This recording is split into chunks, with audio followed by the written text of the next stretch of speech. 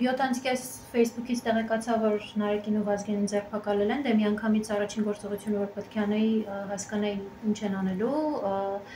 տեղը գնացի Նարեկենց տուն, այնտեղ իրեն բնակարանի խուզարկությունից հետո ձերբակալեցին տարան, այնուհետև եկել եմ գրասենյակ։ Գրասենյակում մեզ սպասում էին 4 հոգի, մենք չէինք կարողանում կապվել Ֆիդանյանի հետ, ով այդ պահին գրասենյակում էր։ Զուտ ինֆորմացիայի համար, որպեսզի հետագայում իշխանական քարոզչությունը գիտեք, որ արդարադատությանը խոչընդոտել է եւ այլն, այստեղ մենք հերթափոխով, ինչպես բոլոր լրատվականները, խմբագրությունները աշխատում են, ամեն երեկո մեկը մնում է։ Դավիթը իր հերթափոխի օրն է եղել, մնացել է եւ առավոտյան, չգիտեմ ինչպես է ստացել, որ ուշ է բացել, բայց այդ մի կողմ, ուրեմն մենք հպանցիկ ծանոթացանք որոշմանը, ես բացի անտիֆեքի խմբագիրը լինելուց նաեւ իրավաբանական գործերով եմ զբաղվում կազմակերպության, նաև փաստաբան եմ, այս գործով նաև որպես փաստաբան հանդես եմ գալու։ Ուրեմն որոշման մեջ նշվում էր, որ այն գործով, որով որ ձերբակալել են եւ արդեն կալանավորման են տանում Նարեկին ու Վազգենին, խուլիգանության հանցակազմի երկրորդ մաս, կրիչներ եւ քրեական գործի հետ առնչություն ունեցող այլ առարկաներ պետք է առգրավեն, դատարանը այդպիսի թույլտվություն տվել էր։ Եվ ես եւ մյուս փաստաբան պարոն Մելիքյանը բազմաթիվ անգամ հորդորեցինք, որպեսզի հասկանան, թե ինչ է նշանակում կրիչներ։ Կրիչները ենթադրաբար կարող են լինել համակարգիչների պրոցեսորները, չգիտեմ, տարատեսակ հիշողության քարտեր եւ այլն, բայց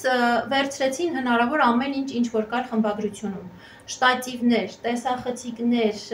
տարատեսակ միկրոֆոններ, որոնք աշխատում էին եւ չէին աշխատում, ոդքասթի միկրոֆոնները, հին միկրոֆոններ, աշխատող, չաշխատող,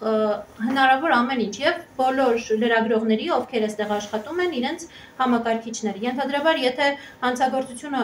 չակերտավոր իհարկե առնչվում է մի գործին, կարելի է մի պրոցեսորը վերցնել, որով որ նկարահանումը տեղի է ունեցել, բայց ինչպես տեսնում եք գրասենյակում պտտվելուց այստեղ ոչ մի բան չեն թողել, վերցրել են ամեն ինչ եւ դա չի կարող խոսել զուտ մեկ քրեական գործով այդ նյութերը քննության առարկա դարձնելու մասին, այլ խոսում է այն մասին, որ պարզապես ցանկանում են խոչընդոտել անտիֆեքի գործունեությանը։ Նարեկի եւ Վազգենի կալանավորման մասով այս պահին ասեմ, որ արդեն իսկ համացանցում գրվել է դրա մասին, հա, իրենք արձագանքել են Հայաստանի Հանրապետության ազգային ժողովի խոսնակ Ալեն Սիմոնյանի վիրավորական արտահայտություններին, երբ որ նա նշել էր շանլակոտներ։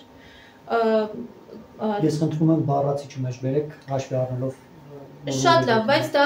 հանրային քրեական հետապնդման մաս է, այդ հայտարարությունները լինելու են այսպես թե այնպես, եւ իրենք իրենց ոդքասթում, մի ոդքասթի շրջանակներում արձագանքել են համապատասխան ձևով ազգային ժողովի խոսնակին։ Եթե ազգային ժողովը կարող է իրեն նման արտահայտություններ թույլ տալ, բայց երկու ոդքասթ վարող մեդիա գործիչները, մեդիա դեմքերը նման արտահայտություններ չեն կարող ապրել, ինչ իրավական պետության մասին կարող է խոսք գնալ։ Այստեղ ունենք երկու կալանավորված անձ ոդքասթի շրջանակներում, երրորդ ձերբակալված անձ այս պահի դրությամբ Դավիթ Ֆիդանյանը անտիֆեքի լրագրող, ով պարզապես հենց օդից ինչ-որ բան հորինեցին արդարադատությանը խոչընդոտել է, ինչա թե մարդը մի քանի րոպե ուշ է բացել, ընդ որում ասեմ, որ ես դրան մոտ եմ եղել այդ բացելու ընթացքում, իրենց քաղաքավարի ուղեկցել ենք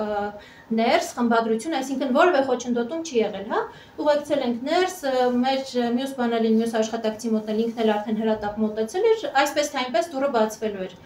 Եվ ունենք անտիֆեյքի լրատվական միջոցի գործունեությունը դադարեցված, տորպեդահարված վիճակ եւ ամբողջ խմբագրությունը ըստ պայծրությամբ չի կարող աշխատել։ Բայց մի հավելում,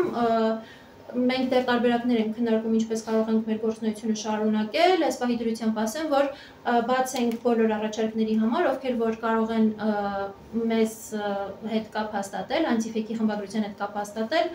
իրենց գործընկերային աջակցությունը հայտնելու, տեխնիկայով եւ այլնով աջակցելու համար մեծ սիրով կընդունենք, որովհետեւ ինչպես գիտեք, ինչպես մեր լսարանն էլ գիտի, մեր ամբողջ տեխնիկան ձեռքաբերվում միայն բացառապես մեր աջակիցների, մի ոդքասթի աջակիցների ֆինանսական միջոցներով եւ այնպես չի, որ մենք ֆինանսական միջոցներ ունենք, որ այս պահին գնանք ուրիշ տեխնիկա գնենք, մեր աջակիցներին եմ դիմում նաեւ, եթե հնարավորություն ունեն, կարող են կրկին կապի դուրս գալ եւ հասկանանք ինչպես կարող ենք անել, որ լրատվականի գործունեությունը չխոչընդոտվի եւ շարունակենք։